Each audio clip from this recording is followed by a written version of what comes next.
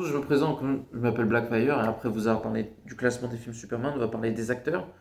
Je pense qu'il n'y aura pas de débat en premier, on va mettre Christopher Reeves, c'est pour moi imbattable dans le rôle de Superman, du moins pour l'instant. On verra ce que l'avenir nous. Mais ça va pas, je pense que ce sera toujours Superman, ce sera toujours le number one pour moi. C'est pas le temps qui nous le dit, c'est son talent surtout qui nous le dit. Je pense qu'il sera à jamais Superman. En deuxième position, c'est intéressant. Deuxième position, c'est intéressant parce qu'on aurait tendance à dire Henry Cavill. Je vais dire Henry Cavill en vrai.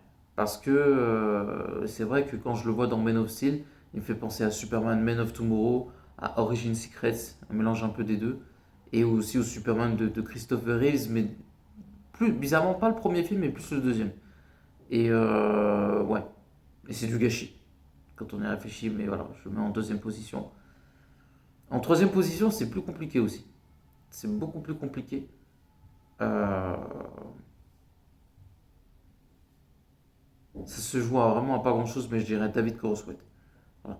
Je trouve qu'il fait une bonne prestation dans le film. Et pour moi, dans ma tête actuellement, quand on pense au Superman, on pense à Christopher Reeves, Henry Cavill et David Coroswet. Voilà. On verra si David Coroswet va rester à la place où il est, ou au fur et à mesure du temps, avec son univers partagé, les choses vont évoluer. On verra bien. Euh, en quatrième position, j'ai changé d'avis. Je mettrai Tyler Hoechlin dans la série. Parce que je trouve que c'est un des seuls Superman avec David Cornswet qui a rencontré Supergirl et qui a affronté aussi pas mal d'ennemis. C'est pas des blagueurs, celui qu'il a affronté. Il a quand même affronté l'Éradicator, euh, Bizarro, Parasite, Doomsday, Lex Luthor. Donc voilà, et si la série aurait continué, elle aurait affronté Brainiac et Darkseid. Et je pense même qu'il aurait pu être dans le top 3 des meilleurs Superman. Et puis la prestation de Tyler Hoechlin est incroyable. Il y a aussi le fait qu'il ait des enfants et pas les autres Superman. Donc ça joue beaucoup en sa faveur.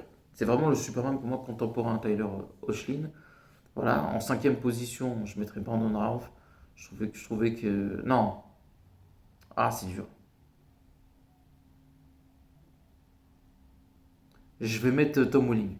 Voilà. Tom Welling à la cinquième place parce que je trouve que dans Smallville, voilà, il a fait le taf et on a vu toute l'évolution de son personnage en tant que Clark Kent. On a pu le voir évoluer, approfondir le personnage, sa relation avec Lana, tous les personnages autour de lui, ses pouvoirs aussi, on a pu les voir développer. On a vu aussi une bonne brochette d'ennemis comme Metallo, Bizarro, Brainiac, Doomsday, Ultraman, euh, Parasite. Après, c'était pas tous bien faits, mais globalement, c'était vraiment plutôt réussi. Général Zod.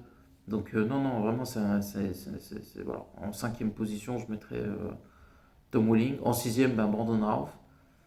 Après, en septième ou huitième, je mettrais les acteurs des séries animées. Et puis après, les acteurs vous savez, des années 30 et 40.